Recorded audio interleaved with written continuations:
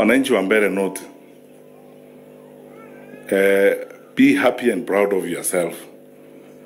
Mumepigana kwa ujasiri. You have resisted this arrogance. Na mmesimama imara kabisa. Na yale yote ambao tuliona huko Malava. Mimi nawauliza wenzangu, sometimes I prefer to be very specific and polite in dealing with these issues.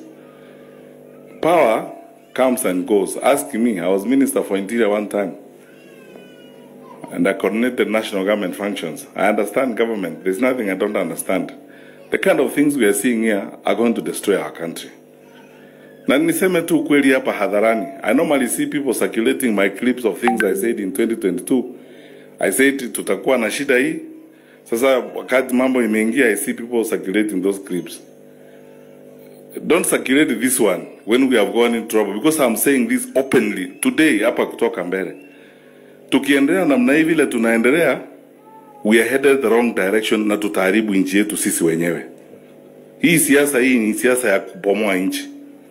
Ni mambo ya kiburi, kubeba mali ya serikali, pesa ya umma, kujipiga kifua hapa kwa viongozi, kudharau maoni ya wananchi na kura za wananchi, ili sasa wewe uwe na nia yako and you have your way whatever it takes. Let me tell you, my brothers and sisters, especially those of you, my fellow citizens and my brothers and sisters in government.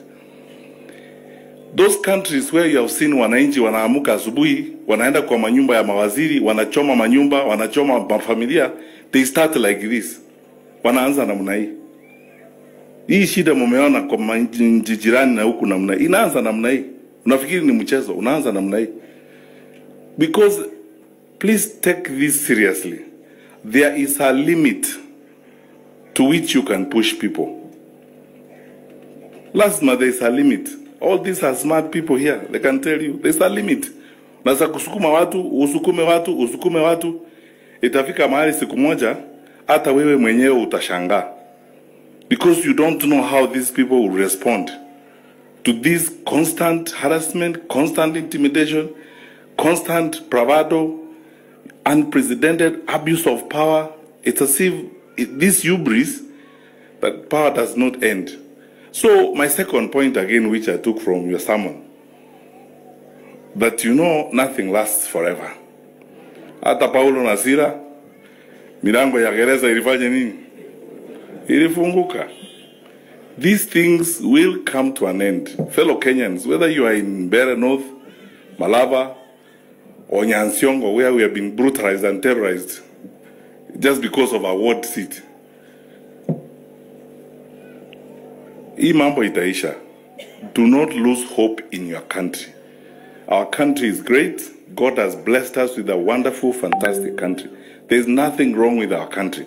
The challenge we have now is because we have bad leaders. That is the challenge. And we will overcome this challenge. Keep hope alive. Let's keep together. And let's keep moving. Because in moments like this, when people do this thing to us, leaders behave like this, as citizens of the country, you might be discouraged and frustrated. Tafadhali wananchi msife moyo. Ona mama wetu hapa amepigana vita 91 years.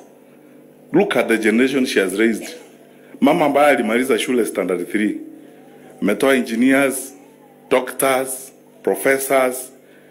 In the life of this wonderful mother of ours is the hope that we all need to have. That tutafuka hiyo daraja. Na tutaenda mbele tujenge taifa letu vyema. Na tukae pamoja, tusigawanywe. Mtu asikuambie eti wewe ni Mbeere North, huyu ni nini sijui Nyamira. We are one people and God wants us to live here together.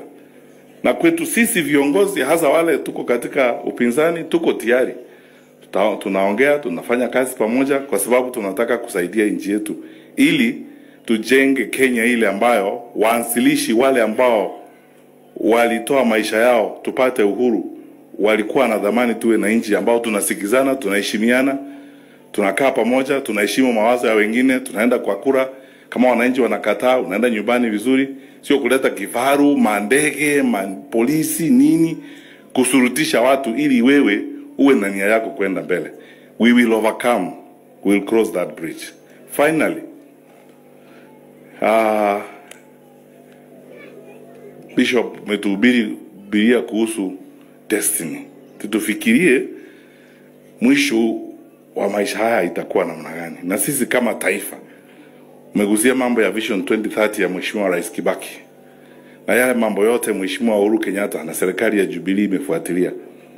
Sasa tuko katika hiyo safari. Na nyinyi wananchi na sisi wote tufikirie. The reason why we are opposing this ni kwamba Januari ikifika mutalipa school fees. Na tulikuwa tumeenda kwa free day secondary education. Ile pesa ya kusaidia watoto wetu ndio hii inalipwa hapa. Watu wanahongwa hapa kiholela holela namna hii. Sasa tuko na walimu wa junior secondary, hatuwezi kuwalipa. Capitation hatuwezi kutoa kwa shule. Health tuko na shida. Na pesa imeporwa, inji imeporwa. Wakubwa ndio wameweka pesa mifuko yao, wanahonga wananchi ili sisi tuwe maskini tuende kupiga magoti kwao. Mimi nataka kuwaomba na kuhakikishia, in the name of God, unaweza kutusumbua, lakini vile Bishop amesema kila kitu iko na mwisho. Hata Paulo na Sila walifunguliwa wakatoka. Magoti hatutapiga kuabudu binadamu kama sisi. Hatuwezi. Wananchi mtapiga magoti? Kwa binadamu hatuwezi kupiga magoti. Kwa hivyo Bishop, ni kana kwamba Mungu kupitia kwa Roho Mtakatifu alikuandaa vizuri sana ukuje kutuzungumzia sisi viongozi wa upinzani kwamba tusife moyo, tuendelee mbele na kupigana. Na pia hakuna kitu ambacho hakina mwisho, tuendelee na hiyo safari. Na kwamba tufikirie mwisho itakuwa namna gani, destiny ya maisha yetu. Mimi na waomba wananchi tuendelee kukaa namna hii na mapenzi.